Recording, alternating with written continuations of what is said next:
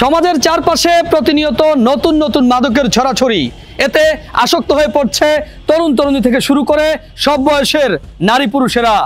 দর্শক, এবারের অনুসন্ধানী পর্বে আমরা আপনাদের দেখাবো রাজধানীর গুলশান বনানীতে যেসব সীসা বারগুলো রয়েছে সেখানকার কীর্তিকলাপ। সীসাবারে প্রবেশ করতেই নাকে ভেসে আসছে সুবাস মিশ্রিত ধোঁয়া, অল্প আলোর সাথে চলছে হিন্দি গান, যেন এক ভিন্ন জগতে পা রাখলাম।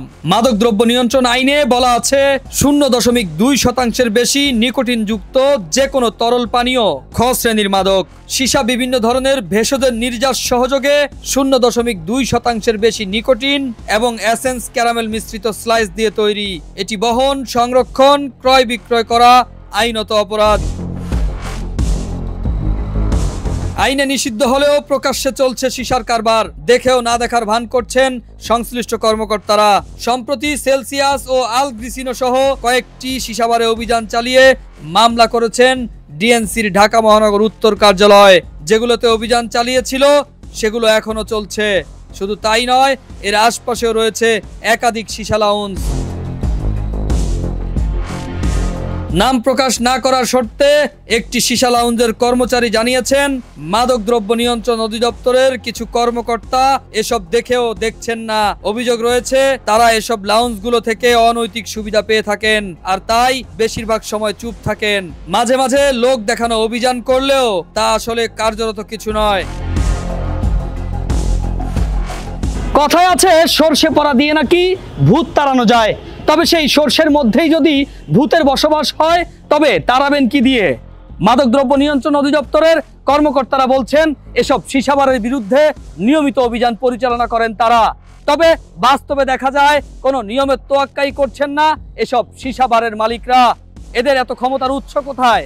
অবৈধ অর্থ নাকি অন্য কিছু? কিছুদিন পূর্বে মাদকদ্রব্য নিয়ন্ত্রণ অধিদপ্তর মামলা করেছেন সেলসিয়াস নামের একটি সীসাবারের বিরুদ্ধে। প্রকাশ টিমের সদস্যরা এবার সেই সীসা লাউঞ্জে হাজির হলো। সীসার পাশাপাশি দেখা গেল এখানে বিয়ারও পাওয়া যায়। প্রমাণ জোটাতে প্রকাশ টিমের সদস্যরা বিয়ারও অর্ডার করলো।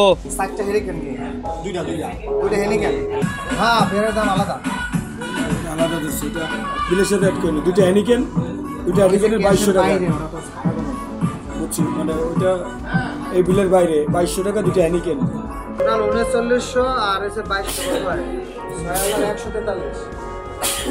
আমি খাই না। সমাজে মাদকের চাহিদা থাকলে মাদকের নিজস্ব বাস্তবতা থেকে তা ছড়িয়ে পড়ে, এমনটাই মনে করেন সমাজ ও অপরাধ বিশ্লেষকরা।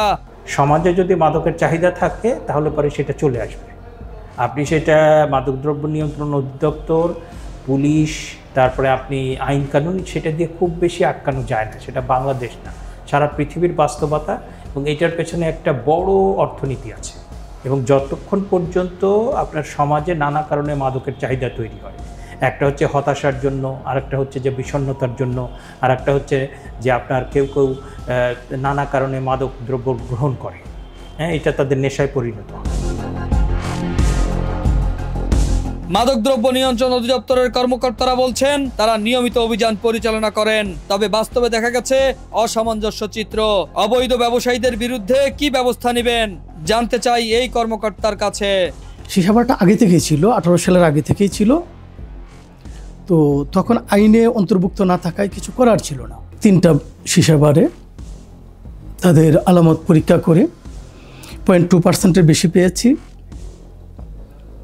তাদের বিরুদ্ধে আমরা ফৌজদারি মামলা করেছি। অ্যালকোহল সার্ভ করছে এটার সাথে, ওই সীসাবারের সাথে। এটা হইতেই পারে, কারণ ওই যারা সীসা সেবন করে তারাও নেশার জন্যই যায়, আর বিয়ার বা আরও অ্যালকোহল যেটা আছে সেটাও নেশাকারক জিনিস। তো করাটা অস্বাভাবিক কিছু না। আমরা এই আপনার বিষয়টা আমরা আমলে নিয়ে আমাদের অভিযান আরও থাকবে। এই বিষয়ে আমাদের আরও গোয়েন্দা তৎপরতা বাড়াবো, আমাদের কার্যক্রম অব্যাহত থাকবে। সীসা লাউঞ্জের কোনো অনুমোদন আছে কিনা এমন প্রশ্নের জবাবে মাদকদ্রব্য নিয়ন্ত্রণ অধিদপ্তরের মহাপরিচালক বলেন, সীসাবারে আমরা কোনো লাইসেন্স দেই না। যারা মাদকের অপব্যবহার করে তাদের বিরুদ্ধে ব্যবস্থা নেই। 0.2%-এর বেশি নিকোটিন থাকে, আমরা এটাকে মাদক বলে গণ্য করি। এই ধরনের অপরাধ যারা করে তাদের বিরুদ্ধে আমরা অভিযান পরিচালনা করি বা আমরা অ্যাকশনে যাই। দেখতে দেখতে অনুষ্ঠানের শেষ পর্যায়ে চলে এসেছি আমরা। এবার বিদায় নেবার পালা।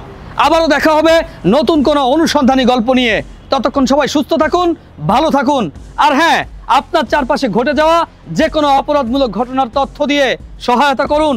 অপরাধীদের মুখোশ উন্মোচন করবে প্রকাশ টিম। আমাদের পুরো অনুষ্ঠান দেখতে চোখ রাখুন আওয়ার বাংলাদেশের ডিজিটালে।